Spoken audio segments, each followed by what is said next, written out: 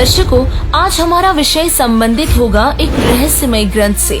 जी हाँ, एक ऐसा ग्रंथ जो ना तो हिंदू धर्म के धर्मगुरुओं के पास है और ना ही अन्य किसी धर्मगुरु के पास, परंतु आश्चर्य की बात ये है कि उस रहस्यमय ग्रंथ में सभी धर्मों का ज्ञान है। वेद, गीता, पुराण, कुरान, बाइबल और गुरु ग्रंथ साहिब, सभी धर्म ग्रंथ एक परमेश्वर अल्लाह, गॉड और रब की जानकारी देते हैं, परंतु उस ईश्वर को पाने का तरीका इनमें से किसी ग्रंथ में नहीं है। ये सभी ग्रंथ महिमा तो पूर्ण परमात्मा की बताते हैं, परंतु नाम व मंत्र केवल ब्रह्म तक का ही बताते हैं।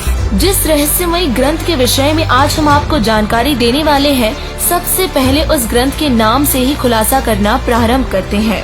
इस अद्भुत व अद्वितीय ज्ञान युक्त ग्रंथ का नाम है सूक्ष्म वेद। जी बिल्कुल सही सुना आपने।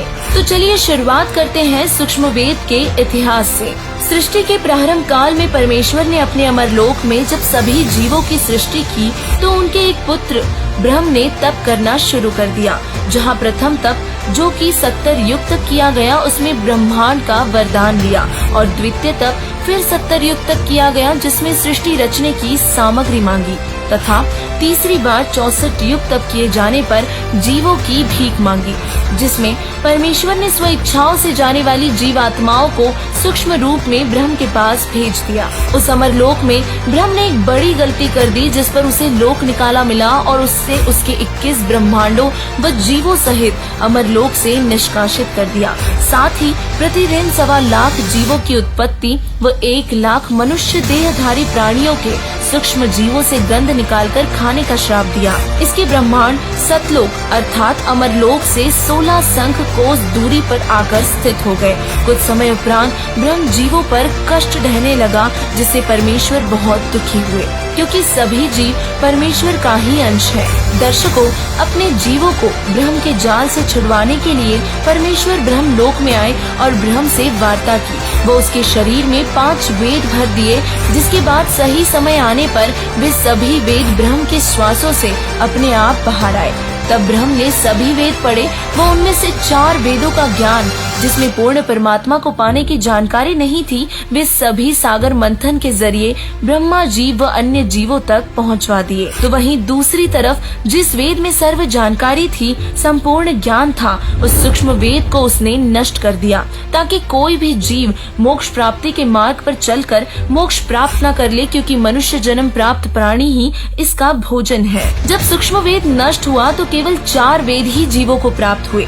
ये जानने के बाद परमेश्वर अपने अमरलोक से चलकर पृथ्वी लोक पर आए और अपने मुख कमल से सूक्ष्म वेद का संपूर्ण ज्ञान जीवों के समक्ष प्रकाशित किया। और इसी तरह प्रत्येक युग में परमेश्वर अपना मूल ज्ञान वाणी के माध्यम से जीवों तक पहुंचाते हैं। वह सूक्ष्म वेद की रचना करवा जाते हैं, जिससे जीवों का कल्याण होता है। अभी बताई गई जानकारी से ये तो स्पष्ट हो गया कि सूक्ष्म वेद की रचना किसने की व इसका प्रकाशक कौन है। अब जानते हैं कि सूक्ष्म वेद में ज्ञान कैसा है व किस भाषा में लिखा गया है। सूक्ष्म वेद ना तो संस्कृत भाषा में लिखा गया है और ना ही हिंदी।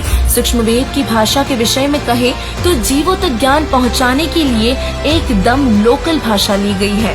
स्थानीय भाषा में दोहों, शब्दों, वाणियों, कविताओं व लोकोक्तियों के माध्यम से जीवों तक सद्ज्ञान पहुंचाया गया व पहुंचाया जा रहा है। अब हम आपको सूक्ष्म वेद की विशेषताओं से रूबरू करवाते हैं।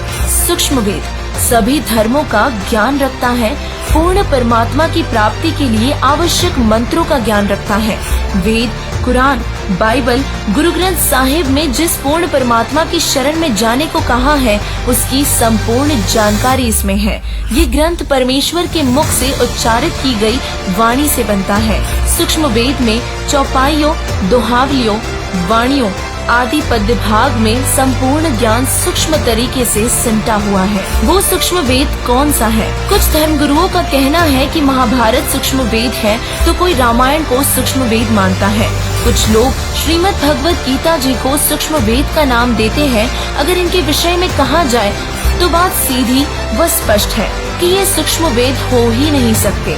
सूक्ष्म वेद की विशेषताओं में हमने जाना कि उसमें सभी धर्मों का ज्ञान समाया हुआ है, जबकि महाभारत में केवल द्वापर युग तक का ही ज्ञान है, तो रामायण में त्रेता युग तक का, और श्रीमद् भगवत गीता तो चारों वेदों ऋग्वेद, यजुर्वेद, सामवेद व अथर्ववेद का सारांश है। इसमें वेदों से अलग व पूर्ण परमात्मा की प्राप्ति का ज्ञान नहीं है, तो ये तीनों ग्रंथ ही सूक्ष्म वेद नहीं हो सकते। और इसीलिए सूक्ष्म वेद की विशेषताओं को देखते हुए हमें भी उस रहस्यमय वेद सूक्ष्म वेद की जानकारी हुई।